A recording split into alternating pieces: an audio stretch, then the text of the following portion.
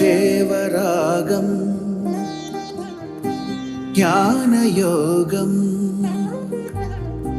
వ్యాసపీఠం బహువేదశాస్త్రం బోధామృతహిత శ్రీమన్నారాయణం శివగౌరీ సంభాషిత సకల పురాణం అష్టాక్షరి పంచాక్షరి మంత్రావరణం అఖిల దేవతా సంస్తుతి పారాయణం జయ మంగళకరమీ ప్రవచన శ్రవణం అనుదినము శుభము సుఖము జీవన గమనం దేవరాగం జ్ఞానయోగం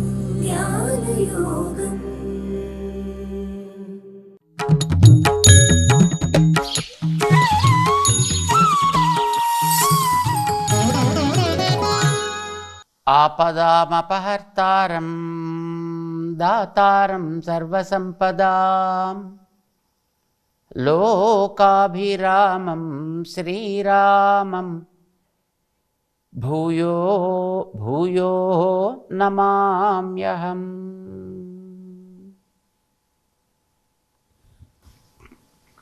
జై శ్రీమన్నారాయణ. ప్రియ భగవద్బంధువులారా,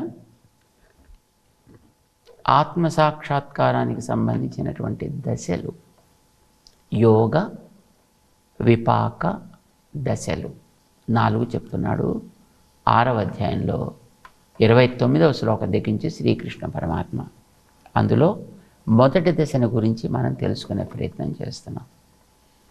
29వ శ్లోకంలో దాని గురించి చెప్పే శ్రీకృష్ణుడు సర్వభూతస్థం ఆత్మానం సర్వభూతాని చ ఆత్మని యోగయుక్తాత్మ ఈక్షతే సర్వత్ర సమదర్శన. అన్నిటినీ సమానముగా చూడగలుగుతాడు ఈ యోగ అభ్యాసం చేసేటటువంటి వ్యక్తి. ఏమిటి సమానంగా చూడడం అంటే మనిషి గాడిద ఒకటే, గుర్రము గాడిద ఒకటే, పంది కుక్క పిల్లి ఒకటే. ఇదా సమానంగా చూడడం సమదర్శనం ఇదా?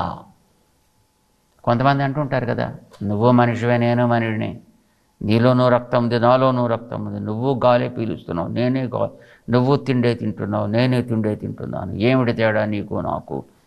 ఇలా మాట్లాడే వాళ్ళని కొంతమంది మనం గమనిస్తూ ఉంటాం. తేడాలున్నాయి, వ్యక్తుల్లో తేడాలున్నాయి, ప్రభావాల్లో తేడాలున్నాయి, భావాల్లో తేడాలున్నాయి. ఈ తేడాలన్నీ ఉన్నాయి కదా, ఇవన్నీ ఎట్లా వచ్చినవి?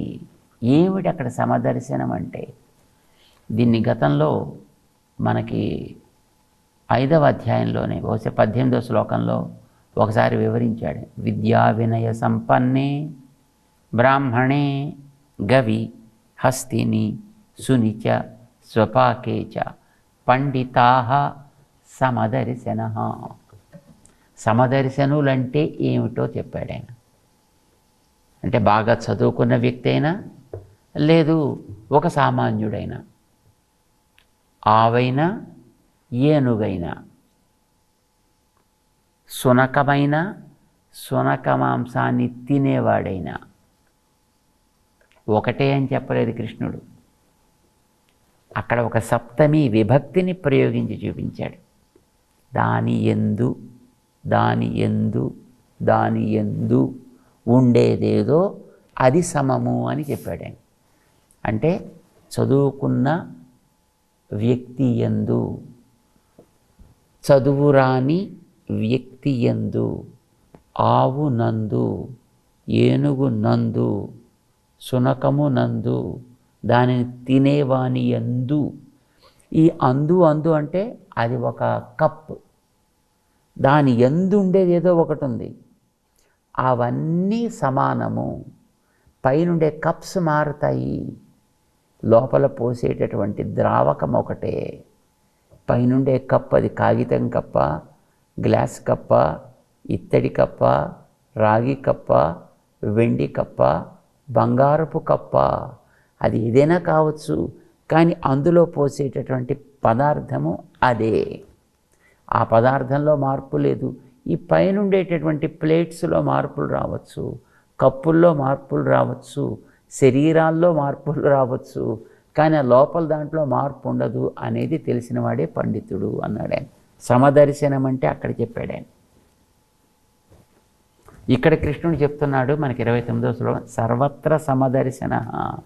ఈ సమదర్శన స్థితి ఎవరికి ఏర్పడుతుందో అంటే వీడు ఏం చేయాలి? వీడు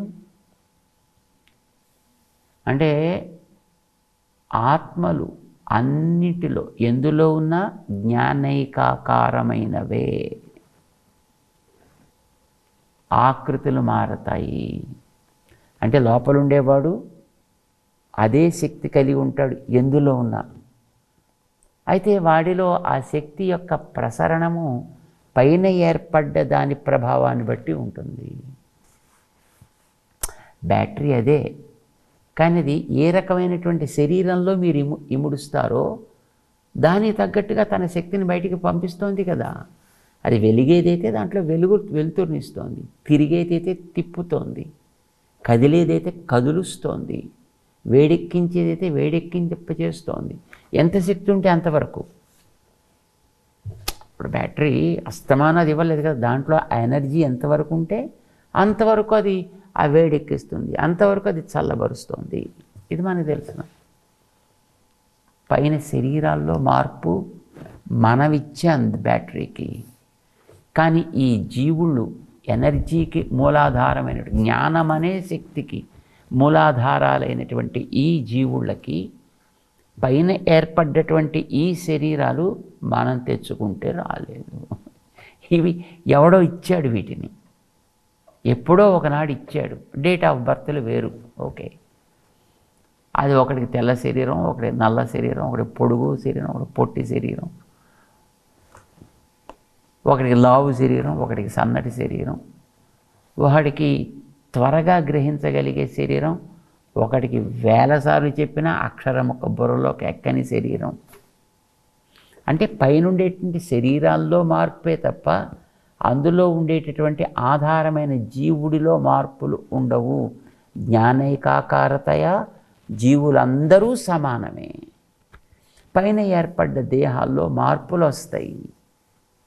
ఆ మార్పులనే మన వాళ్ళు శాస్త్రాల్లో స్థూలంగా 4 రకాలుగా విభాగం చేశారు. దేవ, మనుష్య, తిర్యక్, స్థావర. స్థావరములు అంటే కదలకుండా ఉంటూ పెరుగుతుండేవి, చెట్లు, చేమలు గట్రా అని. అందులో కూడా కొన్ని జీవాన్ని ప్రదర్శించేవి, కొన్ని జీవాన్ని ప్రదర్శించనివి. జీవానాన్ని ప్రదర్శించేవి చెట్లు, చేమలు గట్రాను, ఆల్ బయోడిగ్రేడబుల్ స్టఫ్స్. చైతన్యాన్ని ప్రదర్శించనివి రాళ్ళు, నీళ్ళు, కొండలు, గుట్టలు లాంటివన్నీ. అవి స్థావరాలు అన్నారు వాటిని. మిగతా 3 జంగమాలు, అంటే 3 కదిలేవి.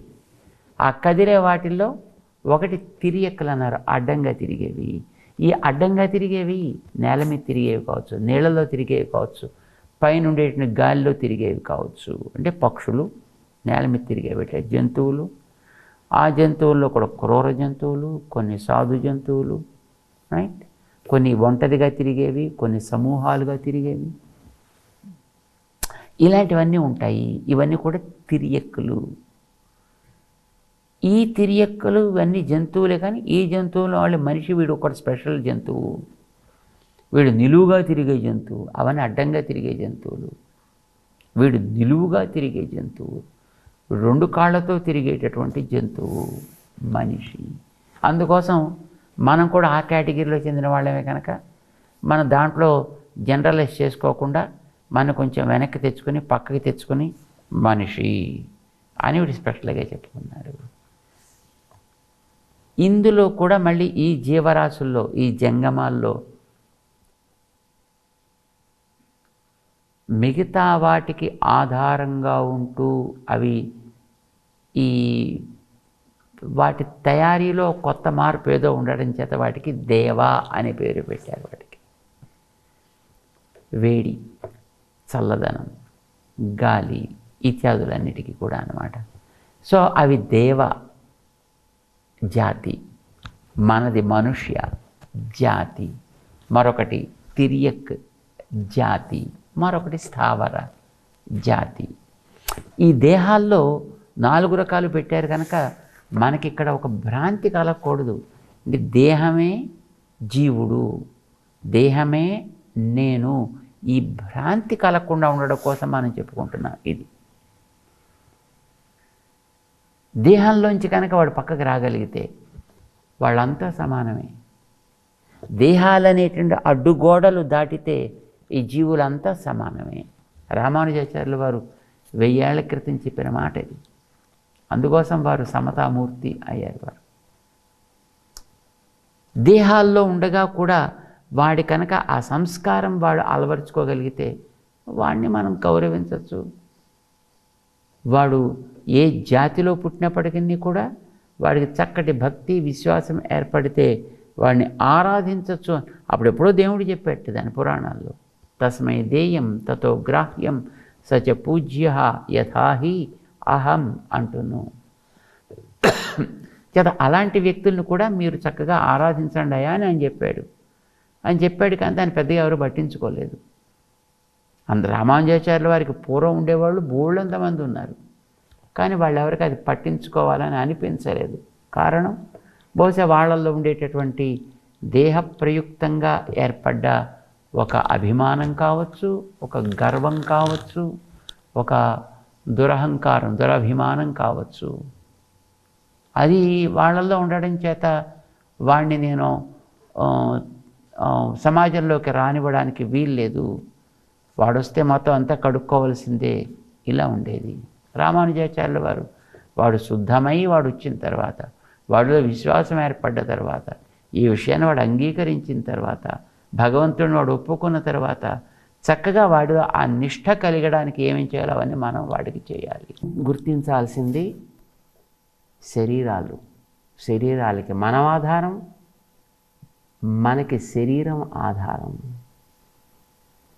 ఇది మనం మొట్టమొదటి లెవెల్లో మనం గుర్తించాల్సింది. సమదర్శనం మనకి ఏర్పడాల్సింది ఆ రకంగా. దీనివల్ల తెలియాల్సింది కూడా మనం అనుకున్నాం, నా శరీరానికి నేను ఉపద్రవం రావద్దని ఎలా అనుకుంటాము, దోమ కూడా తన శరీరానికి ఉపద్రవం రావద్దని అలాగే అనుకుంటుంది. ఇప్పుడు చూడండి, వాల్మీకి ఆ గుర్తింపు అతనికి ఉంది కనుకనే ఒక పక్షికి దెబ్బ తగిలితే ఆ దెబ్బ తగిలినప్పుడు అది రక్తం కారి అది ఏడుస్తుంటే విలపిస్తుంటే తను కూడా అట్లాంటి వాడే కనుక అది తనకి తగిలితే ఎట్లా అనుభవిస్తాడో పక్షికి తగిలిన ఆ పక్షి అలాగే అనుభవిస్తోంది అక్కడ. కనుక తను తగలకపోయినా ఆ భావంలో తను ఉండడం చేత, ఆ విజ్ఞానం అతనికి ఉండడం చేత, ఆ భావ పరిపాకం అతనిలో ఏర్పడడం చేత తను కూడా పక్షిలాగా ఏడిచాడు. ఏడ్చిన పక్షికి మాట రాదు కనుక అదేం అనలేదు, కానీ ఏడ్చిన వ్యక్తి మనిషి కనుక ఇతనికి మాట్లాడడం వచ్చును కనుక మా నిషాద ప్రతిష్టాంతో అగమ అని ఇతను మాట్లాడగలిగాడు. ఇతను రెండవ మెట్టు ఏమిటి, 30వ శ్లోకంలో చెప్తున్నాడు, యో మాం పశ్యతి సర్వత్ర సర్వంచ మయి పశ్యతి తస్యాహం న ప్రణశ్యామి సచ మే న ప్రణశ్యతి. యో మాం పశ్యతి సర్వత్ర. జీవులు మనకి వేరుగా తెలిసారు ఇప్పుడు. అంటే నేను శరీరాన్ని కాను, నేను శరీరం కంటే వేరు, ఈ జ్ఞానం కలిగింది ముందర. అయితే నేను నా ఇష్టం వచ్చినట్టు ప్రవర్తించగలుగుతున్నానా, శరీరం కంటే నేను వేరే, కానీ నా ఇష్టం వచ్చినట్టుగా ఇప్పుడు నేను ప్రవర్తించగలనా అంటే ప్రవర్తించలేమా. ఎందుకని అంటే మన వెనకాల నడిపించేటటువంటిది మరొకటి ఏదో ఉంది. మన శరీరాన్ని నడిపించే వాళ్ళమైనా నడిపిస్తున్నామని మనం అనుకుంటున్నా, మన వెనకాల నడిపించేదేదో మరొకటి ఉంది. బహుశా ఆ మన వెనక నడిపించేది అందించే శక్తి ప్రభావం చేతనే మనం ఎదురుకుండా ఉండేటటువంటి ఈ శరీరాన్ని కూడా బహుశా నడిపిస్తున్నావేమో. అంచేత ఎదుట శరీరాన్ని నడిపించడంలో కూడా మనకి స్వాతంత్ర్యం అనేటటువంటిది తక్కువే కాదు, లేదు చెప్పేచ్చు. మన వెనకాత నడిపించేది ఎవరు అంటే ఆ వెనకాత ఉండేదేదో మనకంటే ఒక పెద్ద పవర్, ఒక సుప్రీం పవర్. దానికి ఒక పేరు పెట్టాడు. దానికి మనం పేరు పెట్టుకున్న దానికి దైవం, దేవుడు, పరమాత్మ, పరంబ్రహ్మ, పరంజ్యోతి, పరాకాశం, నారాయణ, విష్ణు, కృష్ణ, రకరకాల పేర్లు మనం పెట్టుకున్నాం. సో ఏ పేరు నువ్వు పెట్టుకున్నా పర్వాలేదు. అయితే పెట్టుకోవడం మన ఇష్టం వచ్చినట్టుగా మనం పెట్టినవి కాదు. అది వాటికి సంబంధించినటువంటి గ్రంథాలు ఉన్నాయి కనుక ఆ గ్రంథాలు మనకి దానికి సంబంధించిన పేర్లపై దాని యోగ్యతలను బట్టి ఇలా ఉంటాయి అని అవి మనకి చెప్పాయి. అయితే ఇవన్నీ ఒకే శక్తి విశేషంతో నడుస్తున్నాయి. అది నేనేనయా అని చెప్తున్నాడు. యో మాం పశ్యతి సర్వత్రా అన్ని ఆత్మలు చోట కూడాను ఏ జీవుడైనా సరే, ఎక్కడుండే జీవుడైనా, వాడు దేవ, తిర్యక్, మనుష్య, స్థావర, ఏ స్థానంలో ఉన్నవాడైనప్పటికీ సర్వత్రా, అక్కడ ఆ త్రాలనే పరిచయం స్థానాన్ని చెప్తుంది. అది సర్వత్రా ఎక్కడ ఉండేటటువంటి జీవుడైనప్పటికీ కూడా మాం, నన్ను ఆధారముగా కలవాడే అయి ఉన్నాడు. సర్వంచ మయి పశ్యతి, సర్వం ఆ శరీరాలకి ఆధారాలుగా ఉండేటువంటి జీవుళ్ళు, ఈ ఆత్మలన్నీ కూడా మయి, నా మీద ఆధారపడ్డవిగా ఎవడు గుర్తిస్తాడో. ఇది రెండో మెట్టు చూసారా? మొట్టమొదటి దేహాల కంటే జీవుళ్ళు వేరని చెప్పాడు ఆయన, అంతవరకు గుర్తించమని చెప్పాడు. ఈ ఆత్మ మీద అవి ఆధారపడున్నాయి, వాటి మీద ఈ ఆత్మ ఆధారపడింది అని చెప్పాడు మొట్టమొదట. ఇప్పుడు ఈ ఆత్మలు ప్లస్ ఆత్మలతో పాటు ఉండే దేహాలు కూడా వాటికి పరస్పర ఆధారాధేయభావం కాదయా, ఇవి రెండు కూడా నా మీద ఆధారపడి ఉంటున్నాయి. మన ఆ స్పష్టత మనకి ఏర్పడాలి. అంటే ప్రకృతి, జీవుడు రెండూ కూడా పరమాత్మ మీద ఆధారపడి ఉంటున్నాయి. యో మాం పశ్యతి సర్వత్రా, నేనే ఆధారంగా ఎవడైతే చూస్తాడో ఈ వీటన్నిటిని, సర్వంచ మయి పశ్యతి. సర్వము అంటే దాంట్లో రెండు ఉన్నాయి, ఒకటి ప్రకృతి, రెండు జీవుడు. అంటే భూతాల యొక్క కలయిక, దాని శరీరంగా చేసుకున్నటువంటి జీవుడు. ఈ ఇద్దరూ కూడా మయి పశ్యతి, మయి నా మీద ఆధారపడ్డవిగా ఎవడైతే గుర్తిస్తాడో, అలా గుర్తించినటువంటి వాడికి తస్యాహం న ప్రణశ్యామి, వాడిని నేను ప్రణాశనం, వాడికి నాశనము లేదు. సచ మే న ప్రణశ్యతి, వాడు నన్ను కూడా నాశనం చేయలేడు. నేను వాడిని నాశనం చేయను, వాడు నన్ను నాశనం చేయడు. ప్రణాశము అనే పదం చాలా అద్భుతమైన పదం అండి. మామూలుగా మనకి నాశము అంటే అది పాడైపోవడం, ప్రణాశము అంటే పూర్తిగా నాశమైపోవడం కాదు. ఇక్కడ అర్థం అది కాదు. ఇక్కడ నాస్ అనేది ఒక సంస్కృతిలో అతి అందమైనటువంటి ఒక ధాతు, ఒక రూట్. దాని అర్థం కనిపించకుండుట. నస్ ఆదర్శనే,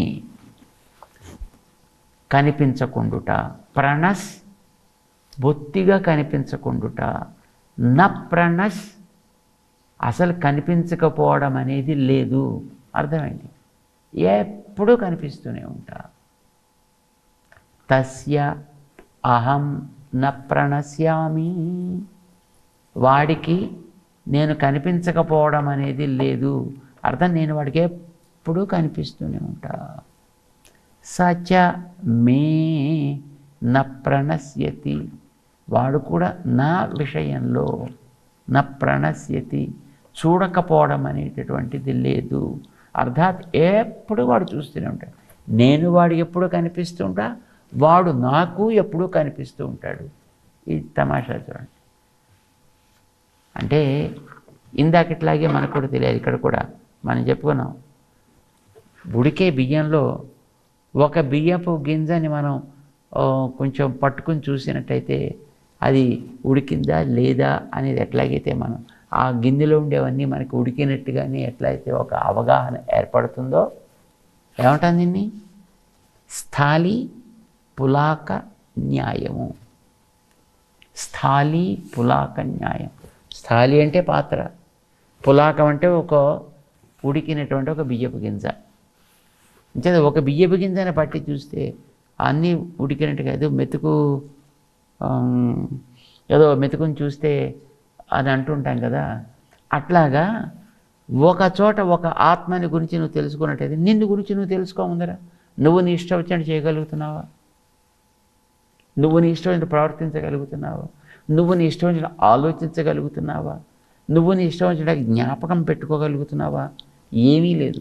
ఇప్పుడు వేగంగా పరిగెడుతున్నాడు, ఒకడు నడవలేకపోతున్నాడు.